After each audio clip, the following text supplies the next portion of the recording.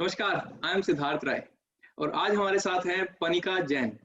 Panika is from Rupnagar and currently she is working with Tresvista Analytics as an investment banking analyst. Tresvista Analytics एक KPO है जो कि research and analysis के अंदर है। ये कंपनी इन्वेस्टमेंट बैंकिंग और प्राइवेट इक्विटी फर्म्स को केटर करती है। So she is into a very interesting business. तो आज हम देखते हैं कि पनिका हमसे क्या पूछना चाहती हैं। हाय Panika.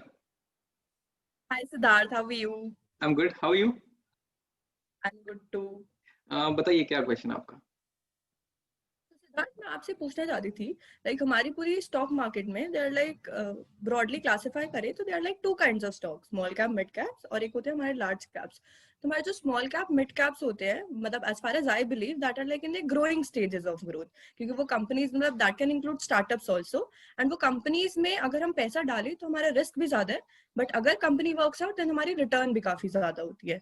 But at the same time अगर मैं लार्ज कैप्स की बात करूं तो लार्ज कैप्स फिर भी एक स्टेबिलिटी है उन कंपनी में, तो वो एक मैच्योर्ड स्टेजेस ऑफ ग्रोथ में है because they have been operating in the industry since so long. तो I just wanted to ask you, according to you, where should we invest our money, into small cap, mid caps और large caps? अच्छा, पनिका, इसको मैं India के context में answer करने की कोशिश करता हूँ। ठीक है। सबसे पहले तो हम देखते हैं कि स्मॉल कैप और मिड कैप और लार्ज कैप कंपनीज होती कौन कौन सी हैं। इंडिया के अंदर अगर हम देखें तो इनको मार्केट कैपिटलाइजेशन के हिसाब से कैटेगराइज किया जाता है। मार्केट कैपिटलाइजेशन का मतलब कि इस पूरी कंपनी को अगर हम स्टॉक मार्केट से परचेज करने चाहें तो उसका क्या साइज होगा। ठीक है। तो लार्ज कैप, मिड कैप और स्मॉल कैप को रैंक्स के हिसाब से देखा जाता है। जो पहले 100 रैंक्स तक की कंपनीज हैं, सबसे बड़ी 100 कंपनीज हैं, वो लार्ज कैप होती हैं। 100 से 250 रैंक तक की कंपनीज मिड कैप होती हैं और 250 के बाद वाली सभी स्मॉल कैप कंपनीज होती हैं। ठीक है। अब अगर हम इंडिया के हिसाब से देखें तो एक्चुअली हमारे पास ये एक बहुत बड़ा बेनिफिट है कि इंडिया एक डेवलपिंग कंट्री है। ठीक है। यहाँ पर जो लार्ज कैप स्टॉक्स हैं, जैसे कि रिलायंस है या एचडीएफसी है या इन्फोसिस है, कुछ भी इस तरह के जो स्टॉक्स हैं वो यहाँ के हिसाब से तो लार्ज कैप हैं, बट अगर हम ध्यान से देखें तो ये ग्लोबलाइजेशन के एरा के अंदर इसको अगर इन्हें हम पूरी दुनिया के सामने खड़ा करके देखें तो ये एक्चुअली लार्ज कैप स्टॉक्स नहीं है। ठीक है। हमें लगता है कि इनके जो सैचुरेशन पॉइंट आ चुका है या फिर इनकी ग्रोथ अब इतनी ज्यादा नहीं हो सकती है, बट इस पॉइंट पर जो इंडियन लार्ज कैप स्टॉक्स हैं उनके पास ग्रोथ की अपॉर्चुनिटीज बहुत ज्यादा है।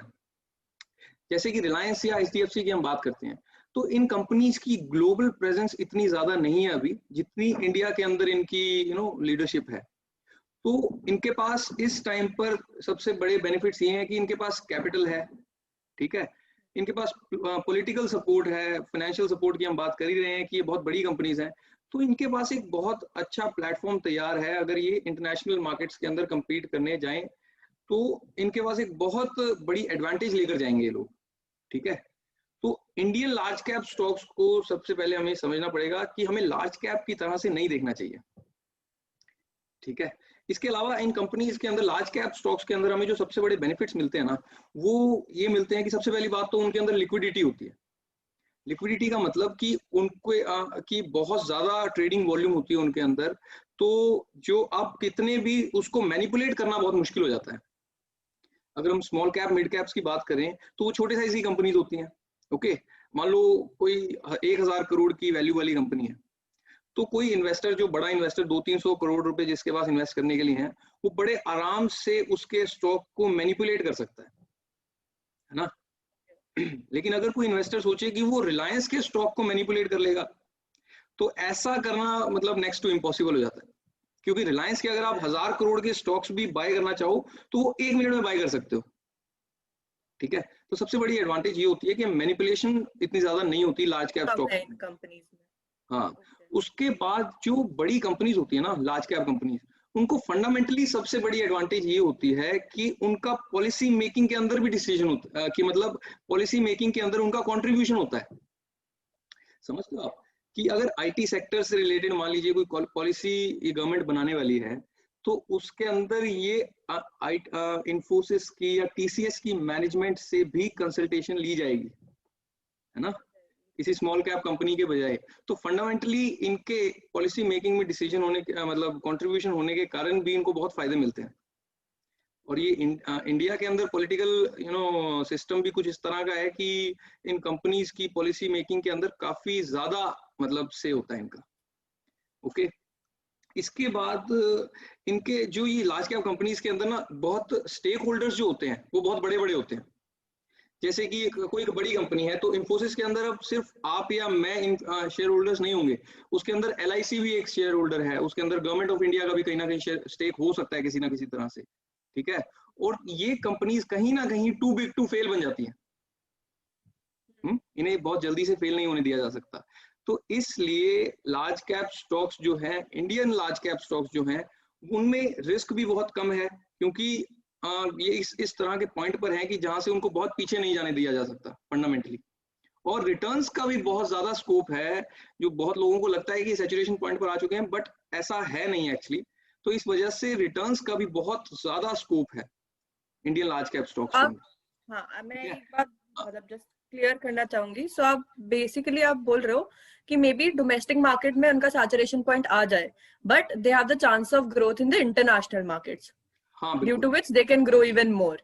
हाँ बिल्कुल। राइट। अब देखो कि जैसे हम इंटरनेशनल बड़े जो लार्ज कैप स्टॉक्स हैं, असल सही मायने में, जैसे अमेजोन है, फेसबुक है, एप्पल है, ये सही मायने में लार्ज कैप स्टॉक्स हैं।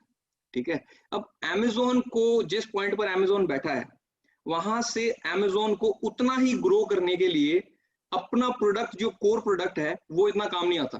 ठीक है, तो उनको नए बिजनेसेस के अंदर एंटर करना पड़ता है अपनी ग्रोथ को मतलब बढ़ाने के लिए, है ना। जैसे अमेजोन को अपने मेन प्रोडक्ट से हटकर अमेजोन वेब सर्विसेज के अंदर जाना पड़ा, प्राइम वीडियो के अंदर जाना पड़ा, इस तरह के अलग अलग बिजनेसेस के अंदर उनको जाना पड़ा, जिससे कि वो उस ग्रोथ को मेंटेन कर सकें।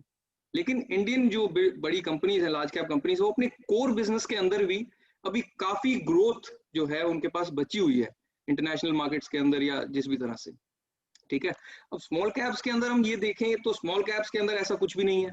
ठीक है, सबसे बड़ा तो इशू ये है कि उनके कंपटीशन जो है वो लार्ज कैप्स के साथ है। तो ये बड़ी प्रॉब्लम है उनके लिए।